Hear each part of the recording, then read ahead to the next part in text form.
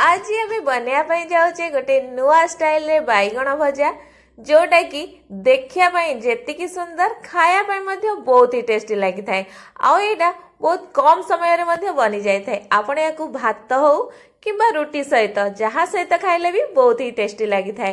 तो तापाई ये कौन कौन दरकार टे देखी नवा। तो प्रथमे मुझे दुईटी बैगण नहीं तो आपण मान पाखे जो प्रकार भी बैगण थी आपण ताकू नहीं पारे। आ बैगण को मुझे भल भाव धोईकी नहीं आसी।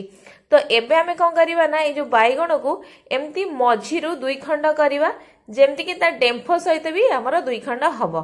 आ दुई खंड करिवा द्वारा गोटे फायदा कौन हबो ना ता भितर जो पोको हमर भी जदी थिबो तो हमर चेक भी हेई जिवो। पोको थिले से पोको को आपण माने काढी देबे तापरे एमती बैगण को काटी नेबे। तो एबे देखंतु सबु तक बैगण को मु एमती कौन करिछि ना दुई फाळ करिकी काटी रखिछि। तो एबे आमे नेक्स्ट प्रोसेस रे कौन करिबा ना बैगणर एमती मझिरु दुईटी कट लगे नबा।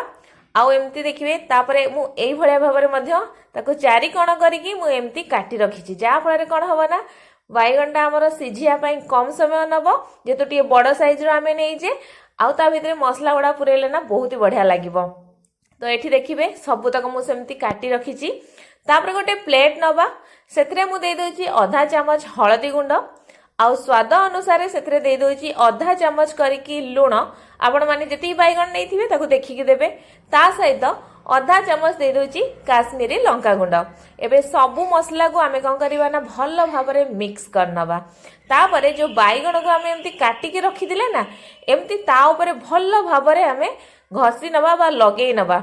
आउ जो कट करिथिले ना ता मझिरे मझिरे मधना ए जो लुण गुडा ताको पुरे नेबे काइना जेतो टी बड़ बैगण हम नैचे तो लुण टिके अधिक भी दरकार। तो ता भितरे पसिबा भी दरकार एमती मेला करिकी ताको ता भितरे सब तक लुण को मुडी पुरे नैची। तो एठी एबे हमें कोन करबा ना नेक्स्ट प्रोसेस गोटे तावा को मु नैची गरम कर नैची। आ सेथिरे 2 चम्मच भलिया रिफाइन तेल दे दोची। आपण चाहिले सोरिष तेल मध्य नै परिबे किबा आपण चाहिले कड़ाई किबा पैन ने मध्य करि परिबे। तो एबे तेल गरम हला परे सब तक ओल्टे की मु कोन करछि ना बैगण को देई दीची। आ ताको एबे घोड़े की 3 मिनिट पर्यंत कम आंच रे याको सिझिबा पई दबा। तो सब बेले एमती आपण कोन करबे ना ओल्टे नेबे काहे कि ना नहले हमर जो तळ पटुआ देले का हो ना बैगणटा टिके कइथा हे जिवो। तो एबे 3 मिनिट परे बैगण को मु ओल्टे दोची। तापरे तादरे आउ गोटे रु 1.5 चम्मच भलिया रिफाइन तेल दे दोची आर पटटा हमर सिझिबा पई। तापरे ताकू फोनी आउथरे घोड़े नबा 2 रु 3 मिनिट पर्यंत जेमती कि पछपट साइज टा हमर भल भाबरे सिझि जिवो। तो एबे आवर पट साइड आउ गोटे मिनिट भलिया सिझेबा काहे ना बैगणटा टी हमर टिके नरम होबा दरकार। तो याकू एबे गोटे मिनिट आमे सिझिया पई छाड़ी दबा। तो गोटे मिनिट परे आपण माने देखि पड़थुबे बैगण गोडा को भल भाबरे सिझि जाईची। ता भीतर जो हमर बहुत बढ़िया नरम मध्य हे जाईची। तो याकू एबे आमे गोटे प्लेट को काढी नबा।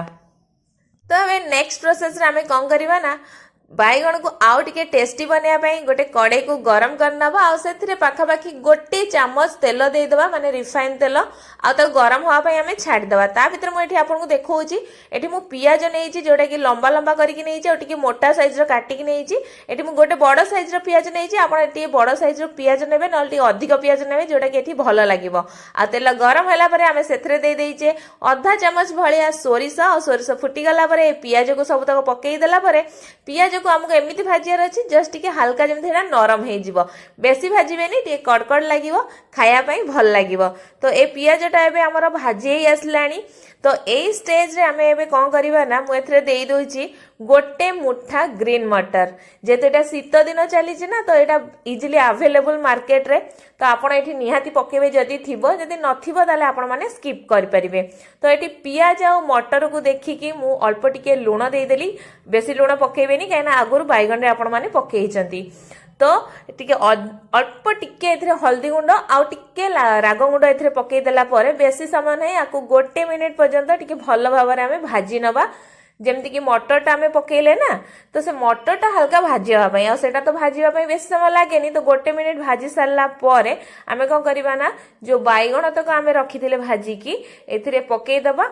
आ ए पियाज मटर संगे रे एई बैगण को आमे टिके भाजी दबा। भाजी सारला परे कौन हबो ना याको आमे घोड़े दबा बेसी नाही 2 मिनिट पर्यंत जेमिति कि बैगण रे से पियाज और मटर फ्लेवरटा टिके आसी जिवो आ बहुत ही बढ़िया लागिवो किंतु खाइला बेले। तो एबे याको आमे घोड़े दबा। तो 2 मिनिट पर मुझे देखौची एबे बैगण तो नरम आउ टिके हेई तो जाइची किंतु ता सहित तार फ्लेवरटा मध्य बहुत ही बढ़िया आसी जाइची। तो शेष में आम कौन करवा ना किसी कटा होगी रखाई धनिया पत्र को देदेबा आपको भल भाव में मिक्स करदे। बास एबे आमर तैयारी हो जाइची माने बैगणर भजा।